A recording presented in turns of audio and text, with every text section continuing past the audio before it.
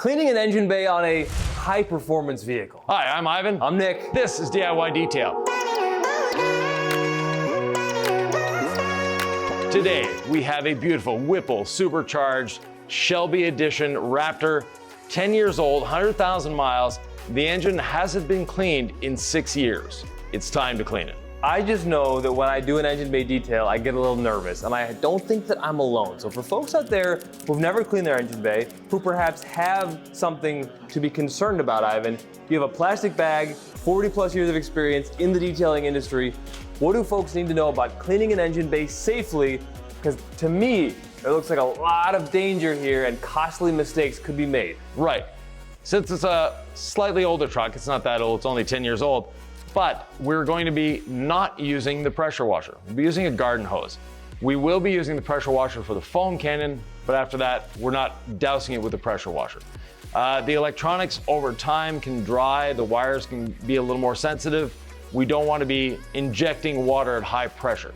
Now, this one has an aftermarket air filter, and with the aftermarket air filters, they're designed to be cleaned with water, but we don't want to be cleaning it today, and you need a special oil to re-oil them that we don't have with us. So I've just got a standard gallon size plastic bag here, and I'm gonna put it over the filter to make sure that it stays nice and dry.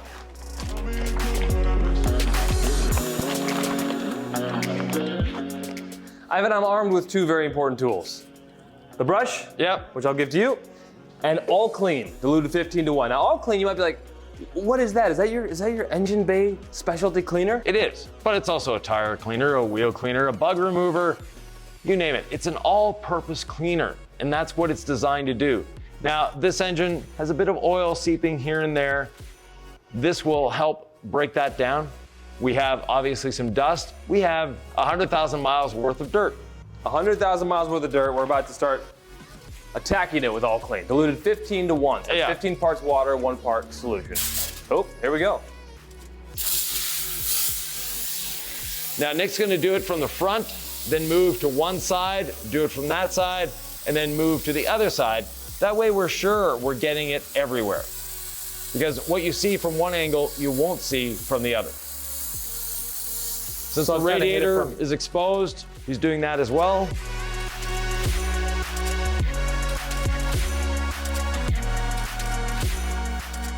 I've been talking about the importance of angles, right? I started from the front, then I came from that side. Right, basically you wanna make sure you're getting everything covered with the All Clean. Should I be nervous if this is my first time detailing my engine bay, Ivan? Yes, you know, a bit of respect for what you're doing is always a good thing. What do we think? Sufficiently doused? Not quite. No? Give me All right, here we go. Yeah.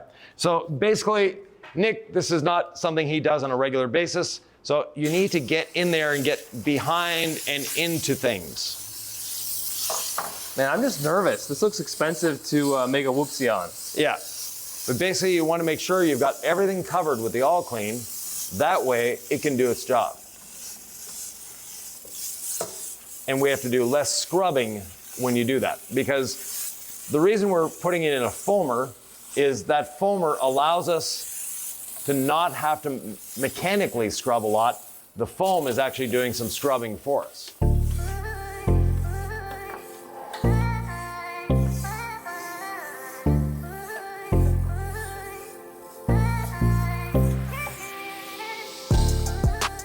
Nick, I'm back, I'm recharged, and do the underside of the hood. Again, we're letting the All Clean do the agitation for us. We know we had a little more oil right on the top of the supercharger between the throttle body. So we'll get that and just make sure we get down the front of the engine here.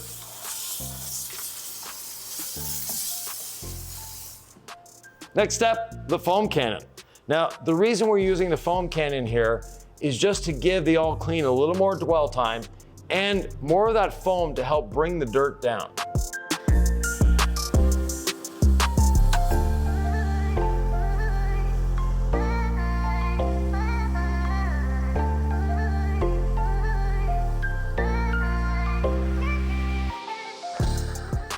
The All Clean and Incredible suds are perfectly compatible together. They're good friends, they like working together, so we'll let them do it.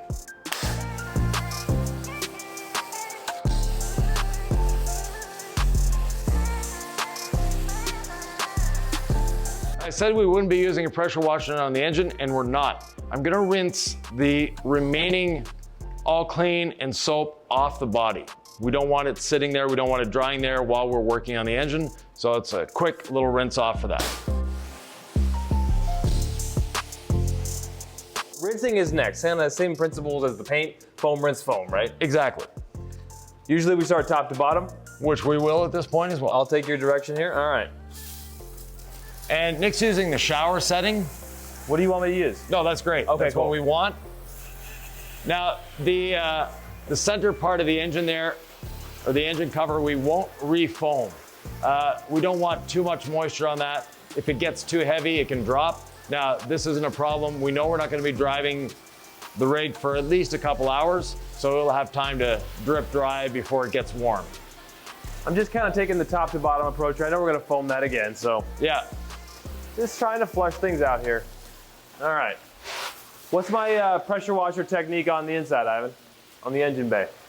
Get rid of the soap. Get rid of the soap. All right, I can do that. Because of all the angles and convoluted areas and stuff, one pass is never enough. So we're gonna be doing it from the side, from the front, from the other side. We might come back to the front, who knows? And we're gonna foam it again, right? Yeah, we're gonna foam it again, but this is our chance to carry the dirt down. And as we can see on the floor coming out from under the engine, there's a lot of dirt coming down. I don't need to try to do too much. I don't have a pressure washer in my hand. We are gonna agitate this, right? Yeah, we're gonna do a light agitation. We're not going at it, for a concourse level detail, but we want it so that when the owner goes to Cars and Coffee, opens the hood, he's proud to show off his Boss V8.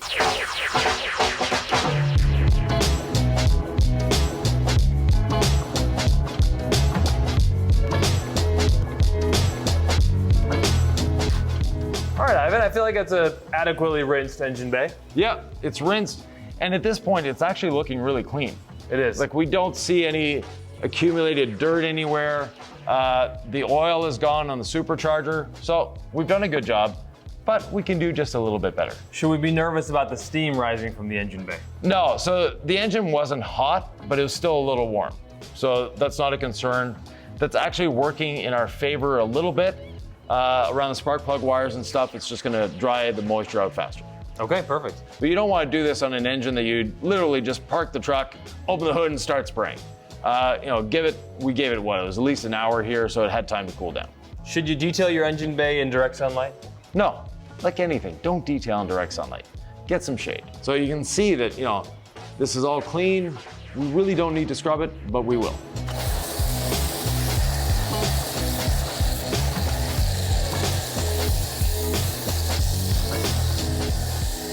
I mean, folks might think this foam show is a little redundant. Like, we've already done this already, but we're continuing to provide cleaning. We're gonna provide some lubrication. This is our final step before we agitate. We wanna make sure that agitation is incredibly effective. Exactly. So if you wanna rinse off the overspray of the foam from the fenders, Yep. I'll go get a platform and we can start brushing. Now, Nick, take a look inside the wheel well. We've got the engine all foamed up, and it's actually going down the frame of the truck. Wow, I see it now.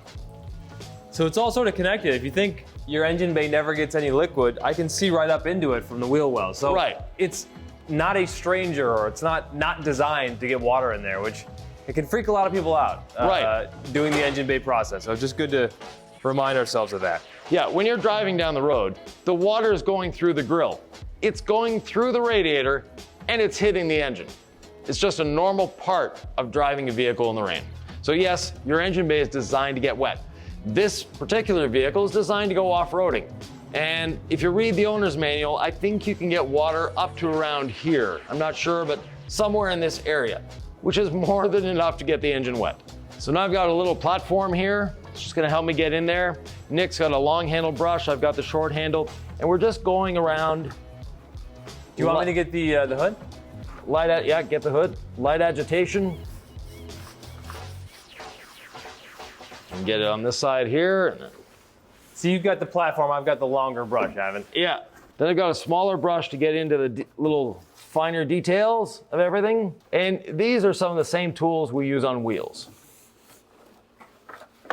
Maybe not that long handle brush, but and some people do use that long handle brush on wheels. It's actually a nice brush for that. Ivan, I think people forget how incredibly rewarding engine bay detailing can be. I mean, this is fun now. Yeah, it is.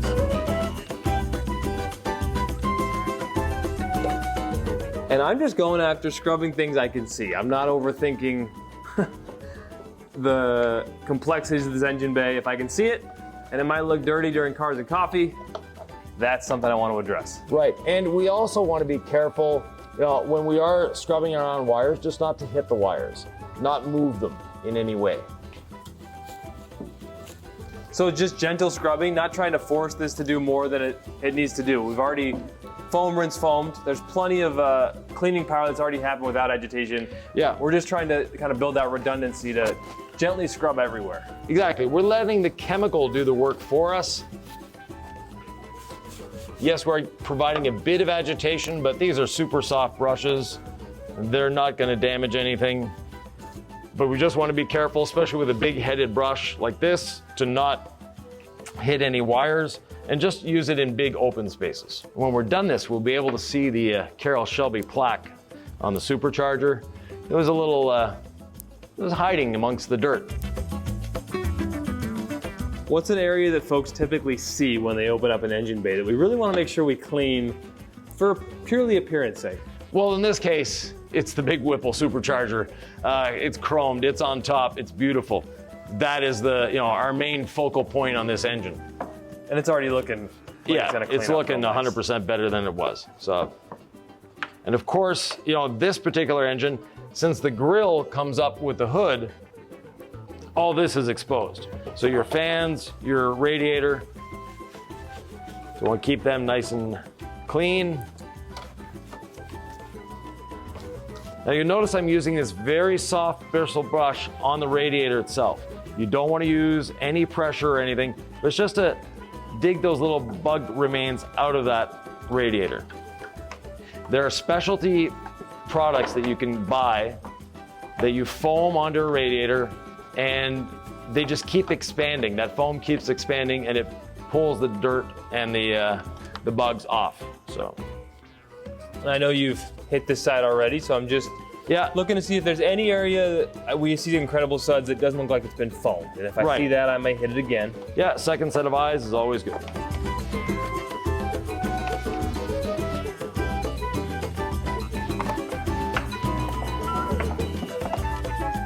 So basically where you see a heavy accumulation of foam, that's an indication that it hasn't been brushed. So that's a place we can go for it. And then from here, Nick, the final rinse. All right.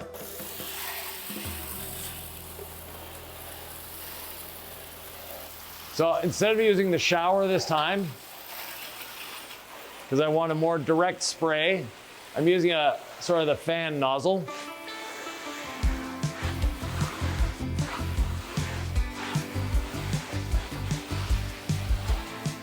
Starting from the top down.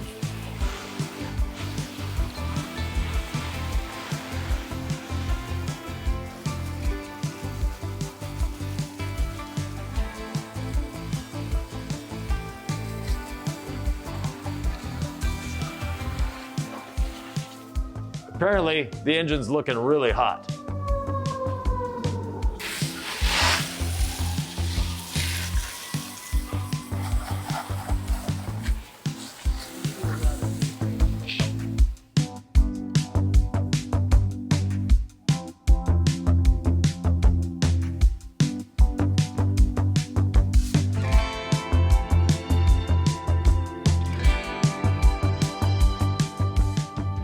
So I had the nozzle sort of at half pressure up on the top because I didn't want to splash myself.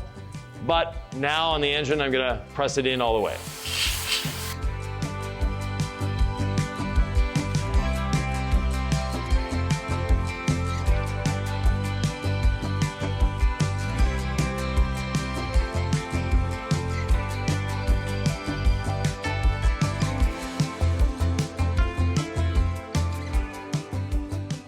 Now I want to rinse from different angles to make sure that I'm not leaving any suds behind.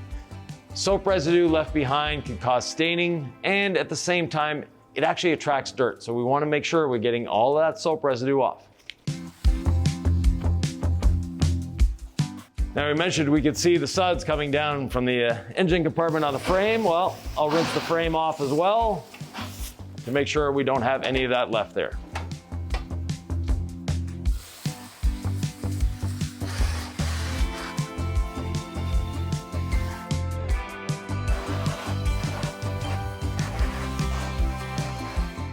This is the time in the detail, Ivan, that folks may think they're done. And they might be done, but we're not done. No.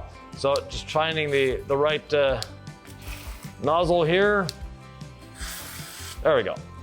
We're not done because we want to protect it. We want to make sure that it stays clean. And one way to do that, my favorite, is quick beads. I like the words quick and beads. Right. They're pretty self-explanatory, right? Exactly. So very simple. Now, there's two ways of doing this. We can spray it on the engine, and that's a good way. The other way is actually to use our hose to distribute the quick beads. Now, we've taught this method in the past. What's the benefit of putting it right in the spray as you use the quick beads and the water at once? It's activating it, but it's not getting as much dwell time. Like, tell me the pros and cons. The benefit is I'm not going to get it on the body doing it that way. If I'm spraying out here, I might get a bit of overspray on the body. Whereas this, I can direct it exactly where I want it to go, and I'm not getting any overspray where I don't want it. Because we're going to be ceramic coating this, so we don't want to get quick beads on it during the ceramic coating process. Right, we're getting the paint ceramic coated later. Yeah. And this allows me to place it exactly where I want it. What's happening with our water activated ceramic as you're doing this? So it's actually being propelled by the and distributed at the same time.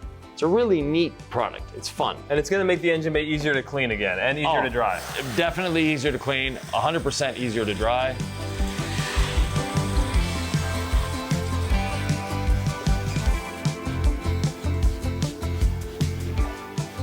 Never seen you use this much product in my life, Ivan. Yeah, well, there are times for everything.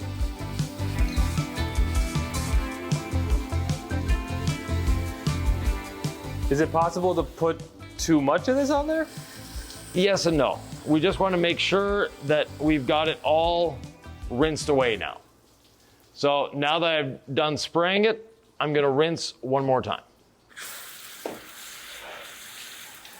At the same time, this is my last chance to get any remaining soap residue out of there. And one of the reasons we don't put a lot on the body of the car is it can cause a bit of streaking if you overuse quick beads.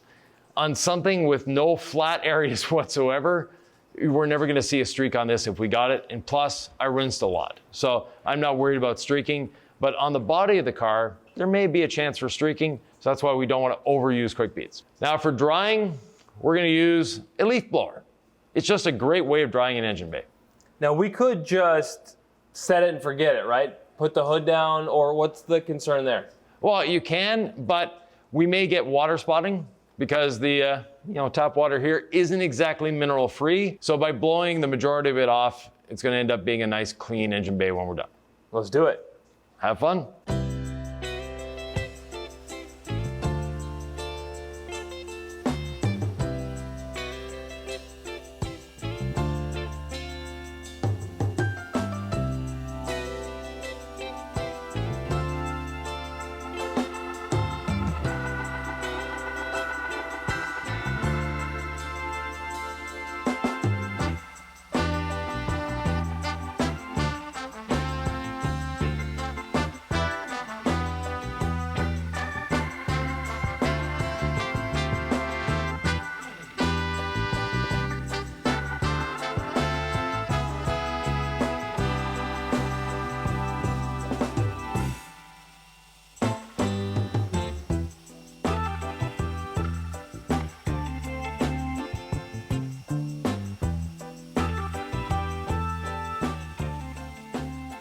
There's really no end to the drying process. I mean, I could have put that leaf blower in there for another 30 minutes. Yeah. Sort of a question of diminishing returns. What are you going after? It's gonna Exactly. drip for a while, especially the hood. So, like you said, really trying to mitigate any risk of water spots and just get this thing as dry as we can within a reasonable amount of time. Exactly. Now, I do have a towel in hand, and I'm gonna use the towel just for the larger flat areas. And of course, that beautiful Whipple supercharger. And Quick Beads is gonna darken some of these plastics up, right? So we might wanna dress the engine bay. That's partially what we did with Quick Beads. Right. Is there a way to darken it a little bit more if you really wanna impress at Cars and Coffee? We use our tire dressing for that, but the advantage of Quick Beads is that it doesn't attract dirt. It doesn't attract dust. And the next time the owner goes to wash this, it's just gonna be a lot cleaner and a lot easier to do. Now the outside of the vehicle, we're not too concerned about, because if you go and watch this video, you'll see us washing, decontaminating, and prepping this beautiful truck for ceramic coating.